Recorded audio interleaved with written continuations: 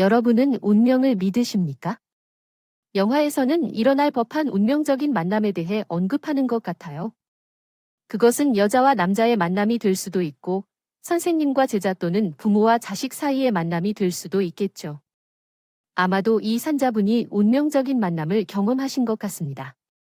저도 이런 이야기가 실제로 일어나다니 감동적이라 믿기 힘드네요. 궁금하시다면 이야기를 들려드릴게요. 그럼 시작해 볼게요. 저는 톡톡사이언 박사 아닙니다. 안녕하세요. 저는 경기도에서 살고 있는 60대 초반 여성입니다. 가정이 너무 소중하고 자랑스러운 아들과 오래전에 우리를 떠난 딸이 있지만 제 마음속에는 언제나 살아있는 소중한 딸이 있습니다. 이렇게 사연을 쓰게 된 이유는 최근에 제게 기적 같은 일이 일어났기 때문입니다. 영화나 드라마에서나 불법한 것과 같은 운명적인 만남이, 그런 만남이 저에게도 찾아왔습니다. 그럼 제 이야기 한번 들어주시겠어요? 지금으로부터 35년 전 저는 어느 봄날 남편과 결혼했습니다. 이후 이듬해 가을에 첫째 아이를 출산했고 건강한 산의 아이였습니다.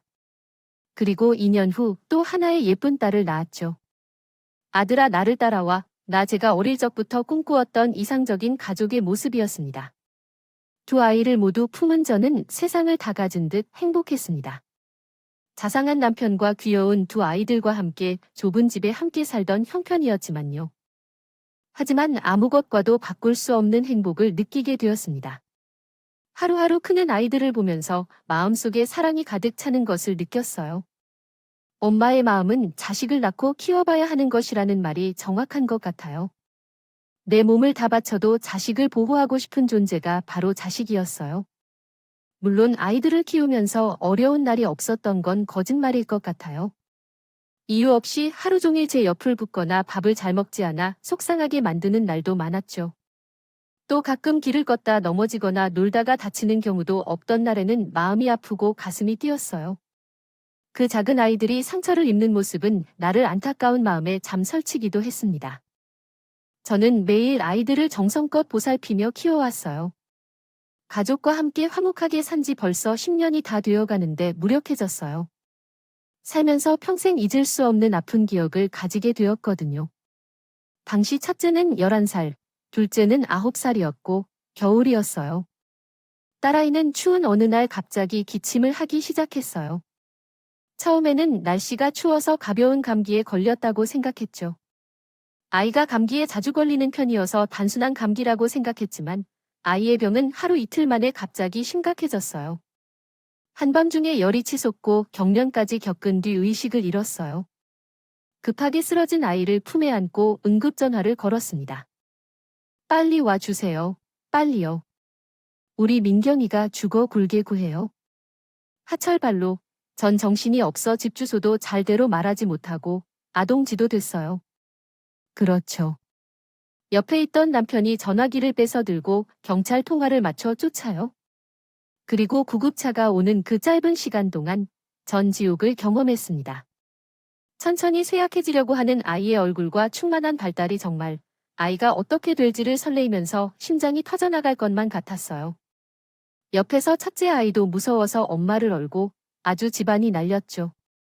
저는 점점 생기를 잃어가는 딸아이의 얼굴을 부비며 구급차가 빨리 오기를 바라는 수밖에 없었습니다. 잠시 후 구급차가 도착하고 저와 남편은 구급차를 타고 병원으로 향했어요. 정말 1분 1초가 지옥 같은? 그 시점에 제가 병원에 도착했을 때 제2의 삶에서 최악의 절망을 맞이하게 되었습니다. 그런 상황이 어떻게 발생할 수 있는지 지금도 생각하면 머리가 혼미해집니다. 아이인 우리 민경이는 뇌사 상태에 빠지고 말았습니다. 그 순간 뇌사란 단어의 의미가 혼을 빼앗겨 나가는 느낌이었습니다. 제가 정확히 들은 건지 아니면 잘못 들은 것인지 혼란하여 정신을 못 차렸습니다. 의사 선생님을 붙잡고 울면서 올미를 지르다가 선생님, 사실은 회사에서 일하시는 줄 알았는데 의사이신가요? 하며 물었습니다. 우리 민경이 상태가 심각한데 어떻게 되는 건가요? 선생님은 그런 일이 절대로 없을 거예요. 지금 당장 진료를 받아보세요. 라고 대답했습니다. 안 되겠어 좀 꾸물거려봐 정첨니까? 그건 민경이 이야기잖아요. 일상이 빈틈없이 이어진다고 할 수 없겠죠. 저는 의사 선생님의 옷자락을 붙잡고 거칠게 헤매며 현실을 부정했어요. 며칠 전까지만 해도 건강하게 잘 놀던 아이가 어떻게 이런 일이 일어날 수 있을까요?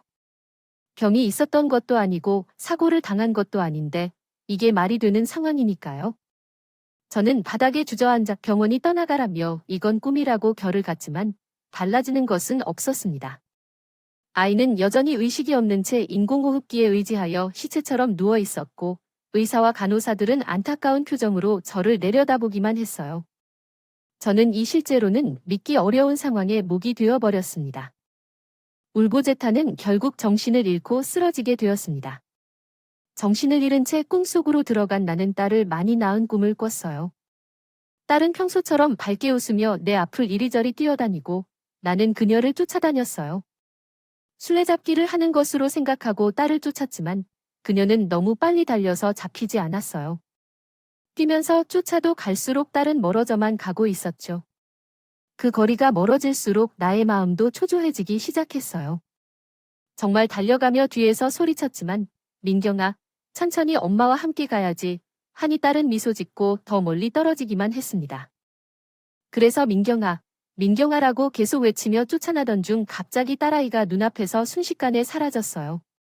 저는 힘을 다해 민경아라고 외쳤지만 그 순간 눈을 떴더니 낯선 천장이 보였습니다. 정신을 잃은 채로 병원 침대에 누워 있었고 옆에는 눈이 부은 남편이 저를 쳐다보며 안타까운 표정을 짓고 있었어요. 그때야 비로소 현실을 깨달았죠. 정말로 믿고 싶지 않은 충격적인 현실이었어요. 그리고 저희 가족은 급작스럽게 딸, 아이와의 이별을 준비했습니다. 의사 선생님께서 말씀하신 내용은 제가 옷째 거라고 하시더군요. 그러면 이제 내 삭제가 아니라 정말로 사망이 되어버린 거죠. 저는 아이를 절대로 떠나보낼 수 없었어요.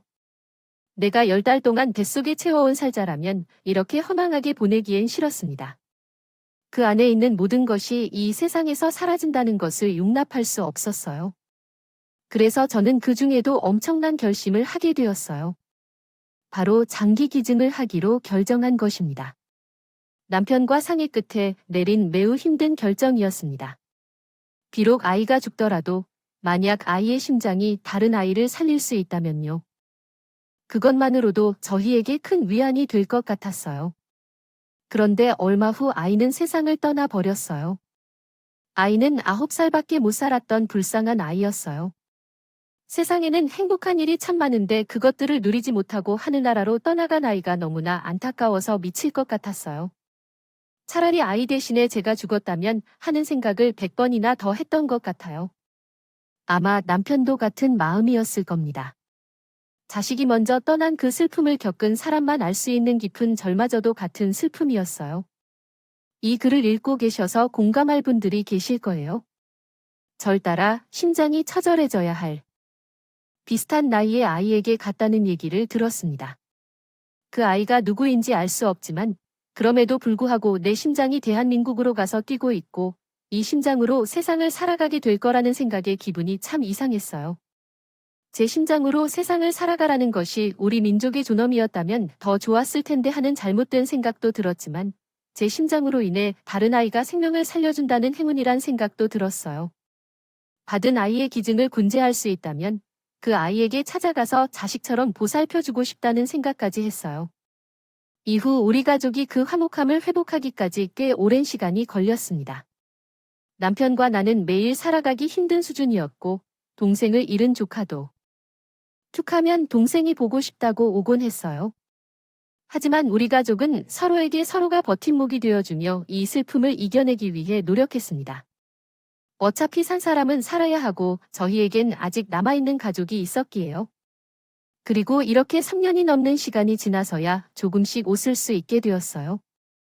저는 딸에게 주지 못한 애정과 사랑을 첫째에게 속으로 시작했어요. 아이를 떠나보내고 나니 알겠더군요. 내가 이 아이와 함께할 시간이 남아있다고 확언할 수는 없다는 것을요.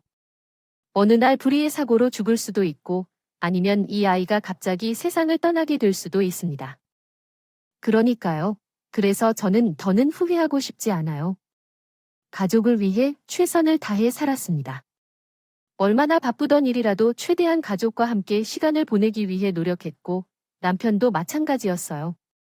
그런 노력 끝에 우리 가족은 다시 화목해지기 시작했고 그 결과 어느덧 제 아이는 벌써 성인이 되었고 나는 50대로 나이가 들었습니다. 아이는 어릴 때 큰 상처를 받았기 때문인지 착하고 어른다운 모습으로 잘 자라났죠. 죽은 사람들이 이렇게 착하게 자랐다며 아들을 칭찬할 정도로 믿음직한 아들이었어요. 다른 집의 아들들은 무례하고 부모를 돌볼 줄 모르는 대표적인 예들이었죠. 우리 아들은 다른 집 딸내미들만큼이나 살갑고 다정했습니다. 또한 나 또한 그 아들이 매우 예쁘고 놀라운 사람이라고 생각했어요. 어느 날 선물과 함께 직접 만든 케이크를 주었는데 그 아들은 이렇게 말했어요. 엄마, 우리 가족이 이렇게 화목하게 지낼 수 있는 것은 다 엄마 덕분이라는 것을 알죠? 그동안 정말 많이 고생하셨어요. 앞으로도 건강히 오래오래 사셔요. 저가 결혼해서 손주를 낳고 또 증손주까지 낳게 되는 그날까지 건강하셔서 잘할 수 있게 약속해요. 그러나 저는 장난스럽게 말했어요. 아, 그러려면 엄마가 100살도 넘게 살아야 하는구나. 그에게 그것은 지루하다고 생각했죠. 그래도 우리 민이 여기 장가가고 선주의 대학 가는 것까진 보고 죽어야겠어요. 옆에 있던 남편도 뭐가 그리 좋은지 껄껄대고 썼어요. 제가 꿈꿔오던 가족은 아니었지만 3인 가족만으로도 충분히 행복하고 즐거웠어요. 저는 이러한 생활이 영원히 계속되길 바랐습니다. 그리고 더 이상 가족을 잃는 슬픔을 느끼고 싶지 않으니 남편과 같은 날, 같은 식으로 죽는 것이 좋겠어요. 아들은 저희가 죽은 뒤에도 오래오래 여우처럼 친절한 아내와 두 아이를 낳고 행복하게 살아갔죠. 또한 저는 아들이 얼른 장가를 가서 가정을 이루고 살았으면 좋겠다고 생각했어요. 그러나 아들은 30살이 넘도록 여자친구를 사귀기만 한다. 건지는 여자들에게 흥미를 느끼지 않을 정도로 관심이 없었어요. 물론 접할 수 있는 여자들을 많이 만나고 다니긴 했지만 적어도 제가 본 바로는 회사와 집 사이를 왔다 갔다 하는 것 같았습니다. 그래서 어느 날은 내 아들을 앉히고 얘기했어요. 미녀가 너와 만나는 여자는 어때? 결혼 생각도 좀 하지. 그러자 아들은 시익 웃으며 이렇게 대답했어요. 엄마, 요즘은 모든 사람이 결혼해. 남자들은 30대 중후반에서 결혼을 생각하나 봐요. 좋은 마음을 가진 친절한 여자가 좋은데 그런 여자가 없네요. 그래도 좋으니 이러한 여자를 만나면 반드시 결혼해야지요. 데려올 테니까 너무 걱정 마세요. 아들은 저에게 그렇게 얘기했지만 엄마의 마음은 또 그랬어요. 나이를 한 살 한 살 더 먹을수록 괜찮은 여자를 찾기 힘들어질 텐데 저러다 결혼을 못하면 어쩌나 하고 걱정이 되었죠. 솔직히 아들의 직장도 괜찮고 얼굴도 못나지 않아서 여자를 만나려면 충분히 만날 수 있을 것 같았는데 왜 만나지 않는 건지 이해할 수 없었어요. 내 아들이 결혼 생각이 없나 아니면 남자를 좋아하나 하는 생각이 들 정도였죠. 하지만 뭐든지 혼자서도 잘하는 아들이니 너무 재촉하지 않고 기다려주기로 했어요. 그리고 유년 후 아들이 여자친구가 생겼다고 말하더군요. 2년 넘게 만나게 되어서 아들 입에서 처음 여자친구 이야기가 나온 것이었어요. 전 너무나 궁금해서 여자친구에 대해 자세히 파헤치지 않았습니다. 몇 살이야? 어디서 일해? 얼굴도 이쁘고? 부모님은 두 분 다 살아계시고?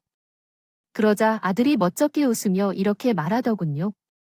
에이, 뭐 자꾸 그리 급하게 물어봐.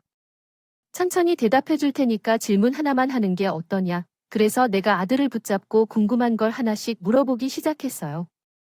그래, 알았어. 그럼 나이부터 말이야. 몇 살이야? 그러자 아들이 이렇게 답했어.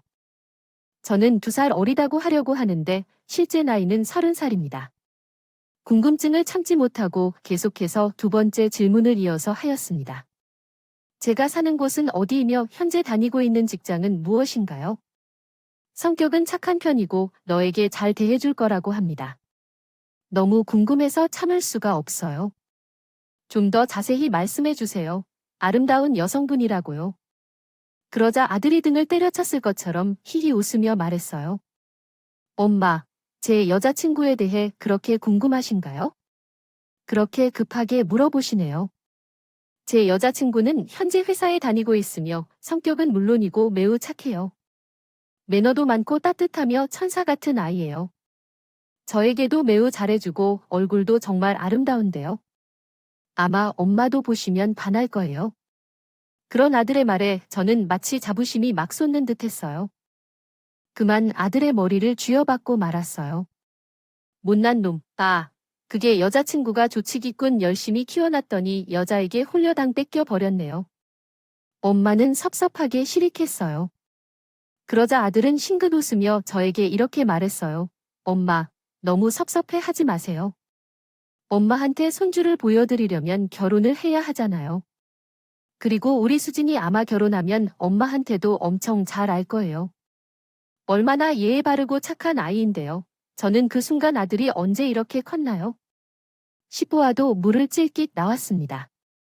발가락을 꼼지락거리던 시절의 어제 같은데 먼저 여자친구도 만들고 결혼 얘기까지 할 정도로 커졌네요. 싶어서요. 저는 감겨든 감정을 느끼며 아들의 머리를 쓰다듬으며 다음과 같이 말했습니다. 내가 결혼을 해 아이를 낳고 행복하게 잘 살아준다면 엄마로서 바랄 게 없을 거야. 그러니까 이 기회에 여자친구를 한번 만나보는 건 어때? 엄마가 맛있는 음식을 대접하겠다고 집에 한번 데려와봐. 그래서 아들은 알겠어라며 여자친구와 함께 상해에서 만날 날짜를 잡았다고 했어요. 그리고 나는 아들의 여자친구와의 만남을 고대하며 기다렸습니다. 그러나 다음 주 아들의 여자친구가 집에 인사를 못 나간 날이었습니다. 그 순간 아들이 칭찬하는 여자아이가 어떤 사람인지 궁금해졌습니다. 그래서 설레는 마음으로 음식도 정성껏 준비하고 아이들을 기다렸습니다. 그리고 점심시간이 됐을 때 아들이 현관문을 열고 집에 들어왔습니다. 그 옆에는 아름다운 아가씨 한 명을 데리고 있었어요. 아들이 제게 여자친구를 보면 한눈에 반할 거라는 말은 사실이었습니다. 아들의 여자친구는 백옥 같은 피부, 가느다란 팔다리, 그리고 큰 눈이 매력적으로 보였고 선해 보이는 인상까지 하늘에서 내려온 천사 같았어요. 그 아이는 정말 예쁘게 생긴 아이였습니다. 저는 입꼬리가 자연스럽게 올라가면서 생각을 멈추게 되었고 그 아이가 예쁜 꽃 바구니를 들고 현관에 들어오자마자 우리 부부에게 인사하는 그 아이의 목소리는 정말 상냥하고 싱그러웠어요. 도대체 어떻게 그렇게 천사 같고 아름다운 아이를 키우는 것인지 그 집 부모가 부러진 순간이었습니다. 만약 우리 민경이가 살아있었다면 그렇게 아름답게 쓸어주었을까 하는 생각도 잠깐 들었습니다. 잠시 후 함께 식사를 하면서 얘기를 나누었더니 정의 아들의 말대로 정말 괜찮은 아이였어요. 말하는 모습도 매우 예쁘고 성숙해 보였습니다.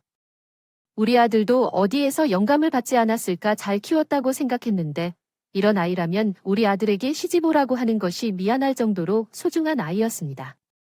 그러나 이 아이를 만나게 되어 우리 아들과 만날 수 있어서 정말 더할 나위 없이 좋았습니다. 그런데 축사를 마치고 차를 마시는 도중 아들이 갑자기 이렇게 말했습니다. 맞다. 수진이가 어릴 적 많이 아팠었는데 그때 심정이 10점 받았을 때. 그런데 우리 민경이가 떠날 때 심장을 기증하고 떠났는데 아수진을 보니 윤경이가 정말 좋은 일을 한 것 같았어요. 나는 순장 이식이라는 말에 정신이 번쩍 들었어요. 심장 이식이란 게 흔하지 않은 일이라 너무 신기했죠. 나는 놀란 눈으로 그 아이에게 이것저것 물어보기 시작했어요. 정말이니? 세상에 이런 우연이. 우리 미니야 기분이 들었겠지만 사실 미니 밑에 여동생이 있었거든. 우리 민경이 심장을 받은 아이도 너처럼 이렇게 잘 자라졌구나. 그러자 그 아이는 맑은 눈을 반짝이며 이렇게 말했어요. 내 어머니, 이 및 오빠, 동생, 분 심장도. 어딘가 힘차게 달리고 있는 사람이라면 제게 심장을 준 분이 아니었으면 벌써 세상에서 떠났을 것 같아요. 이 심장 덕분에 건강하고 사랑을 만날 수 있어서 정말 감사합니다. 아마 제가 받은 이 심장을 기뻐하며 살아가는 분일 것이에요. 그 말을 듣자마자 가슴이 뛰는 느낌에 휩싸여 매달려 안아버렸어요. 정말 감사했던 그 아이는 살아있다면 어떤 모습일지 상상해보게 돼요. 마음이 따뜻해지죠. 그러나 사실 여전히 그렇지 않음에도 불구하고 그 아이는 저를 안아주며 위로해 주었어요. 그 아이는 우리 미녀 기자라면 그를 더 이상 바라는 것이 없다고 생각했습니다. 그래서 그날은 처음부터 끝까지 화기애애한 분위기로 만남이 끝났고 저는 빠른 시일 내에 아이들을 결혼시키고 싶어 안달이 났어요. 그런데 아이들의 결혼을 진행시켜야 할 때 갑자기 의문이 들더군요. 그 아이가 심장 이식을 받았다는 사실이 우리 민경이가 심장을 기증한 시기가 이상하게도 비슷했어요. 심장 이식은 뇌사자만 가능한 것이기 때문에 매우 특수한 경우인데 어떻게 이렇게 시기가 일치할 수 있나 싶었습니다. 저는 설마 하는 마음으로 아이를 통해 자세히 물어보았습니다. 정말 혹시나 해서 물어보았지만 수진이 심장 이식을 받은 정확한 날짜는요? 병원에 가야 할까요? 그러자 아들은 갸우뚱하며 알겠다고 했어요. 저는 초조한 마음으로 다양한 방법으로 정보를 구할 수 있는 정보를 찾아보기 시작했죠. 그리고 얼마 후 정말 충격적인 사실을 알게 되었어요. 그 아이가 20살까지만 살 수 있는 심장이 바로 제 심장이었다는 것이었죠. 처음에 여러 상황들을 종합해서 고려했을 때 두 심장이 같은 심장이라는 것이 거의 확실해졌을 때 저는 그 자리에 주저앉고 말았어요. 5명의 아이도 아니고 어떻게 이런 일이 생길 수 있을까요? 어딘가 실수가 있을 거라 믿었던 우리 민경의 심장이 다른 사람도 아니고 하필이면 수지의 몸속에서 뛰고 있었다니요. 저는 정말 이 상황이 너무 황당하고 난감해 어떻게 해야 할지 몰랐습니다. 저에게서 그 소식을 들은 남편도 놀랍게도 펄쩍 뛰면서 한숨만 깊게 쉬었어요. 이 상황을 어떻게 처리해야 할지 앞이 캄캄하군요. 그날 이후로는 그 아이를 만나는 것이 부담스럽습니다. 나의 딸아이가 심장을 기증해준 아이라는 사실에 생각할수록 말이죠. 예전에는 그 아이와의 만남을 상상했지만 이렇게 겪게 될 줄은 상상도 못했어요. 만나면 반갑고 감동적일 줄 알았지만 오히려 참으로 찝찝한 느낌과 절망감이 먼저 찾아왔습니다. 내 딸아이는 벌써 죽어더는 세상에 없는데 그 심장을 받은 아이는 아주 건강하게 잘 자라고 있는 것 같습니다. 제 딸아이와 그 아이를 바꿀 수만 있다면 바꾸고 싶은 마음이었어요. 왜 내 딸은 이 삼선이 없는 걸까? 생각이 하루하루 눈물로 척척 내려. 그리고 아들의 결혼 문제에 대해서도 다시 생각해봐야겠다는 생각이 들었습니다. 물론 수진이가 너무나 착하고 예쁘고 정말 괜찮은 아이란 건 잘 알았지만 우리 민경이에게 심상이 있다면 얘기가 다르니까요. 어찌되었든 몸 일부가 동생인 것으로 이루어져 있는데 어떻게 오버 동생 결혼할 수 있냐고요. 정신도 영혼도 동생이 아니지만 그 몸이 살아 숨쉬게 한 심장이 너 동생의 곳인데 말이에요. 저는 이 결혼을 허락해 주어야 될지 말지 정말 심각한 고민이 쌓였습니다. 그리고 남편도 저와 같은 생각을 가지고 있습니다. 그렇게 되었어요. 근친 혼은 마찬가지라고 생각했죠. 생물학적으로 전혀 관련이 없다는 것을 알지만 마음 깊은 곳에서는 그래도 이건 안 되는 일인가 라는 생각이 지배적이었습니다. 도저히 이 결혼은 쉽게 허락할 수 없어서 저는 아들과 그 아이를 불러앉히고 모든 것을 밝히기로 했어요. 아이들은 아직 영어를 모르는 채로 저희 부합해 부루 불굴관자초 쉽게 입을 떼지 못해 망설이다가 겨우 말을 꺼냈습니다. 미녀가 수진아, 너희들이 알아야 할 게 있다. 사실 수진이가 이식받은 심장은 우리 민경이의 심장일 테니까. 그 순간 아이들은 믿을 수 없다고 생각한 듯이 입을 크게 벌리고 서로 만져보았어요. 당연히 믿을 수 없었을 것이고 게다가 여자친구와 여동생이 가천 심장인 것을 들으니 이건 마치 영화에서나 볼 법한 사건이었기 때문입니다. 아들은 잠시 멍하니 있다가 흥분한 목소리로 나에게 말했어요. 엄마, 그게 사실이에요? 정확한지 물었는데 나는 말없이 아들을 향해 고개를 끄덕였어요. 아들은 충격에 양손으로 머리를 붙잡고 몸을 가누지 못했고 옆에 있던 수진이도 많이 놀란 것 같았습니다. 충격으로 말을 잃은 아이들에게 이렇게 말했습니다. 수진이가 누구보다도 착하고 좋은 아이라는 건 잘 알아. 그래서 제 아들, 비록 그렇다 해도 우리 민경이 심장을 가진 존재로서 내 안에 우리 민경이가 살고 있습니다. 호주의 결혼은 아마 이루어질 수 없을 것입니다. 그런 말씀을 들어서 정말 죄송합니다. 그러자 수진이가 눈물을 보이며 제게 예언했습니다. 법원이 인정하지 않는다면 저는 오빠 없이 살 수 없어요. 어머니께 심장은 아물 것이지만 전 엄연히 지키겠습니다. 어머니, 제발 이렇게 말씀하지 마세요. 제가 잘할 테니까 이것도 인연이라고 생각하고 받아주시면 되지 않을까요? 어머니, 저는 그 눈물을 흘리는 아이를 보며 가슴이 저려올 수 있었어요. 그 아이의 얼굴과 우리 민경의 얼굴이 겹쳐 보였습니다.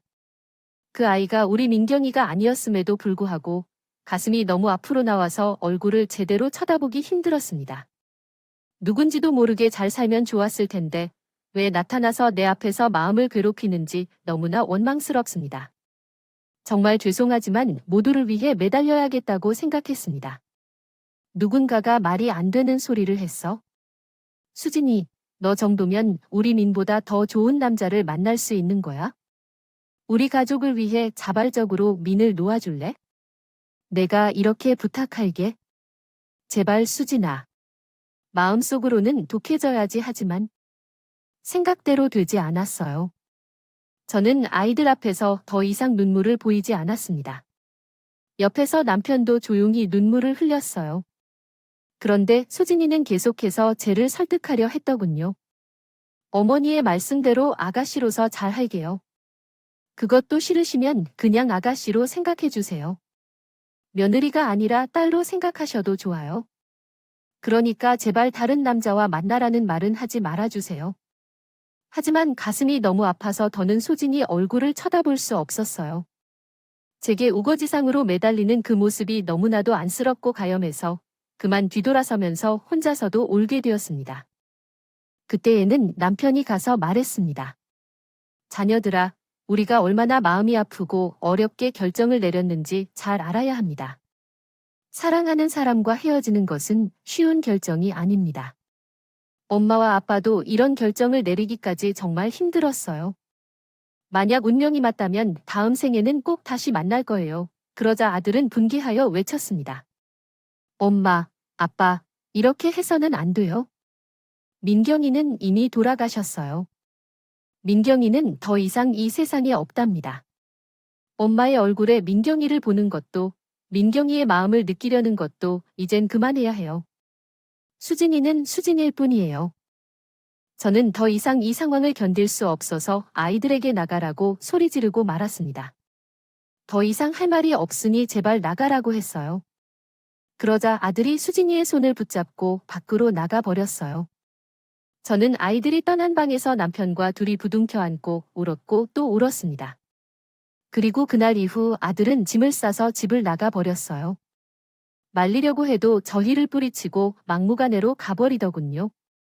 더 이상 막을 힘도 없었어요. 그래서 그냥 나가는 아들을 멍하니 바라보기만 했어요. 아들도 상심이 크겠지만 집을 나가서 마음이 편할 것이라 생각했어요. 그리고 아들이 집을 나간 후에는 저도 마음을 다잡으려 노력했습니다. 기분 전환도 하면서 운동도 하고 싶어 등록했었는데 매주 주말마다 등산을 하며 마음을 정리하려고 했습니다. 그런데 예상대로 잘 되지 않았어요. 몇 번 밖에 보지 않았지만 수진이의 얼굴이 계속 떠올라 집중할 수 없었어요. 아주 착한 아이인데 제가 큰 상처를 주었나 봐요. 그 아이는 민경을 선택한 게 아니라 그냥 살기 위한 방법이었던 거예요. 하늘도 무심하여 하필 왜 그 아이를 우리 미녀를 만나게 했는지 너무나 안타까웠습니다. 처음부터 우리 미녀가 아니라 다른 남자를 만났다면 이렇게 상처받는 일도 없이 예쁜 10월을 보내며 행복했을 텐데요. 행복하게 잘 살았으니까요. 그리고 시간이 흘러 아들이 집을 나간 지 2달이 지났어요. 저는 그동안 그냥 목숨만 위치한 느낌으로 아무런 즐거움도 행복함도 없이 무표정하게 지냈어요. 그런데 어느 주말 공이권촌 새 삶에 또 다른 사건이 일어났습니다.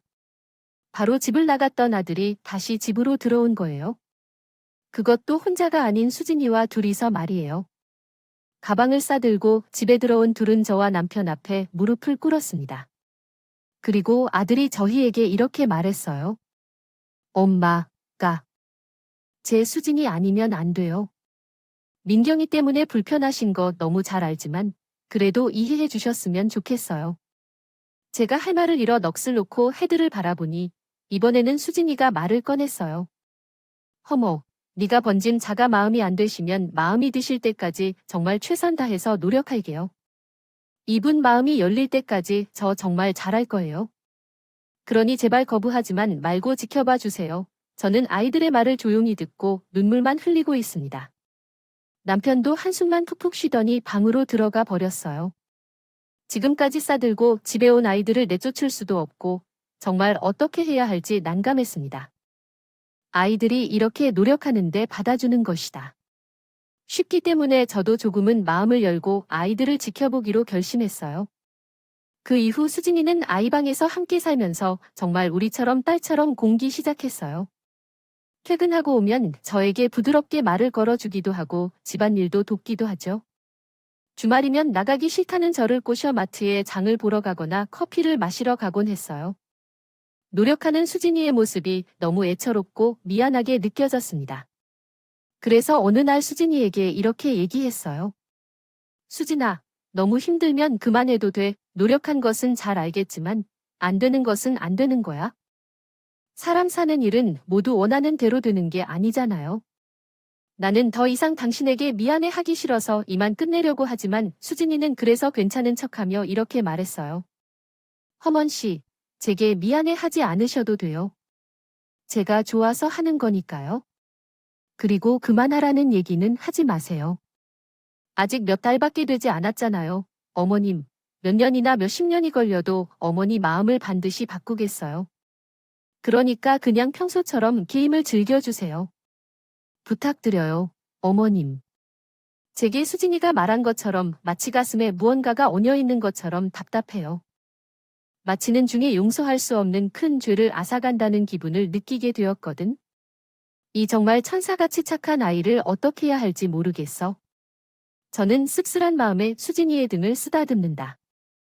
그리고 그러한 일상이 거의 6개월째 반복되던 중에 갑자기 가슴이 철렁 내려앉는 사건이 발생했어. 그날은 주말이었는데 평소였선 아침 일찍 일어나 청소도 하고 빨래도 하고 부지런히 움직이던 수진이가 왠지 방에서 나오지를 않았어. 저는 궁금한 마음에 방문을 노크하고 아이 방에 들어가 봤다. 그때 아들은 당직 근무 때문에 출근했고 수진이만 혼자 있었는데 글쎄 수진이가 이불을 머리까지 뒤집어 쓰고 죽은 듯이 자고 있었단다. 저는 어디 아픈지 의심스러워서 이불을 살짝 흔어봤어. 걸어 보았습니다. 그런데 그 예쁜 수진이 얼굴에 새하얗게 질려서 온몸에 식은 땀을 잔뜩 흘리고 있었습니다. 급하게 그녀의 이마를 만질 때마다 차주전자처럼 열이 펄펄 끓고 있었죠. 순식간에 22년 전 그날이 떠올라 눈앞이 캄캄해졌습니다. 미친 사람처럼 수진이를 흔들어 깨웠어요. 수진아, 너 왜 그래? 일어나봐. 헐린내. 하지만 우리 다급한 목소리에도 수진이는 겨우 실눈을 뜨며 정신이 몽롱한 상태였어요. 입술은 하얗게 말라있고 목에 가늘게 상기침 소리가 나왔습니다. 제 마음은 악몽이 다시 재현되는 줄 알았고 심장이 마구 뛰었습니다. 제가 미친 사람처럼 소리 지르며 수진이를 깨웠습니다. 수진이가 계속해서 듣지 않았어요. 수진아, 제발 정신 좀 차려서 바꿔 놓으셔야 해. 내가 그런 거야? 빨리 일어나봐. 아직 너무 건방져. 수진아, 한 해 대안을 쓰지 못하게 되면 내가 더 이상 슬프다. 잘못했으니까 일어나서 고치고 나가. 우리 우는 목소리에 남편도 방으로 달려왔어요. 남편도 수진이를 보고 사색하게 되었어요. 그리고 누가 먼저라고 할 것도 없이 우리가 일제히 신고했습니다. 그리고 구급 올 때까지 수진이를 붙잡고 얼마나 울었는지 몰라요. 얼마나 혼란스러웠는지 아들에게 전화할 생각은 아예 못했습니다. 저는 그냥 우리 수진이를 살려달라고 죽어도 좋으니 재벌 수진님은 살려달라고 빌고 또 빌어댔어요. 수진아. 미안해. 오, 잠깐만. 이건 아주 가벼운 농담이었어. 우리 민혁이라 결혼도 하고 꼭 해야겠지 아기도 낳아야지. 그동안 얼마나 힘들었을지 모르겠지만 받아들여야 할 것이다. 하지만 그런데 그때 수진이가 초짜 같은 눈으로 나를 쳐다보며 한마디 말했어. 어머니의 음악 고마워요라고. 수진이는 그 말을 하고 나서 바로 정신을 잃었어. 수진이의 가느다란 손을 잡고 안으로 데려갔어. 얼마 후에 구급차가 와서 수진이를 병원으로 데려갔어. 수진이가 깨어날 수 없이 풀고 빌어 줌으로 수진이가 깨어나면 결혼해야 할 것 같아. 아무거디나 하고 싶은 게 어떻게든 하겠다고 다짐했습니다. 몇 시간 후에는 병원 침대에서 누워있는 수진이를 만날 수 있었습니다. 의사는 임신 상태로 과도하게 노력한 결과라고 말했고 회복하면 괜찮아질 것이라고 했습니다. 임신이라는 말에 너무 놀랐지만 수진이를 안아주며 안심시켰어요.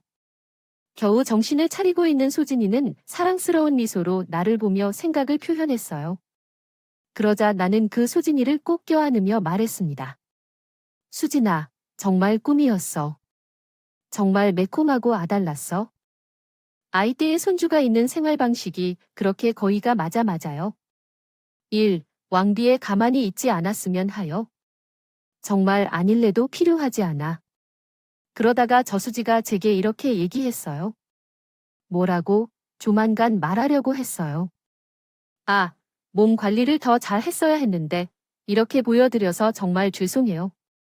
그때 마침 수진이라는 소식을 들은 아들이 병실로 찾아왔고 저는 두 아이 앞에서 제가 결심한 것을 차분하게 얘기했습니다. 여가 수진아, 엄마가 그동안 너무 미안했어요. 너희들을 너무 사랑하는데 엄마 욕심으로 너희를 갈라놓으려 하고 있구나. 뱃속에 아이도 있는데 더 배부르기. 얼른 결혼식을 올리자고 했는데 수진이 몸을 조심해야 한다. 앞으로 손에 물을 묻히지 말고 알겠니? 제 말을 들은 아이들은 둘이 손을 고쳐 잡고 기쁨의 눈물을 흘렸어요. 저에게 100원을 인하해 주셔서 감사하다고 말하면서 감격스러워했더군요. 저는 그런 아이들을 보며 가슴이 벅차오르는 것을 느꼈습니다. 결국에는 이렇게 허락해 줄 것을 왜 그렇게 애들에게 마음고생을 시켰는지 앞으로 두 아이가 행복한 가정을 유지할 수 있도록 물심양면으로 도와주겠다고 말합니다. 그리고 얼마 후 수진이는 다행히 금방 몸을 회복하게 되었고 급하게 결혼 준비를 시작했습니다. 배가 부르기 전에 결혼식을 올려야 하는데 예식장 예약이 꽉 차 있어서 구하는 것이 쉽지 않았어요. 하지만 저도 열심히 노력하여 결혼식을 예약할 수 있는 날짜를 잡았어요. 두 딸은 모두 축복 속에서 결혼식을 올리게 되었어요. 얼마 전에 수진이가 아름다운 딸을 출산했어요. 엄마를 닮아 아름다운 눈동자를 가진 사랑스러운 아이를 자랑스럽게 소개합니다. 어린이집에 다닐 때까지는 우리 집에서 키우기로 했어요. 그 작은 아기가 입을 오물오며 젖병을 빨 때 얼마나 사랑스러운지 모를 거예요. 그래서 요즘은 행복한 나날을 보내고 있어요. 22년 전에 떠나신 우리 민경이. 민경이 덕분에 이렇게 예쁜 며느리와 손녀딸도 없고 저는 저패 행복한 사람인 것 같아요. 애들을 결혼시킨 이후로 하루하루 집안에 웃음꽃이 피는 인생을 살고 있어 너무 좋아요. 아마 하늘나라에 있는 우리 민경이도 흐뭇하게 바라보고 있겠죠. 저는 앞으로 우리 사랑하는 가족들을 위해 열심히 살아갈 거예요. 언젠가 제가 죽어서 하늘나라로 가게 되면 우리 민경이에게 자랑스러운 일을 하고 싶어요. 좋은 말로만 자랑하고 싶어요. 그럼 제 이야기는 여기서 마치도록 하겠습니다. 저에게 이런 기적이 일어난 만큼 여러분의 삶에도 기적이 일어나길 바랍니다. 감사합니다. 서류가 조금 더 많이 제출되면 좋을 것 같습니다.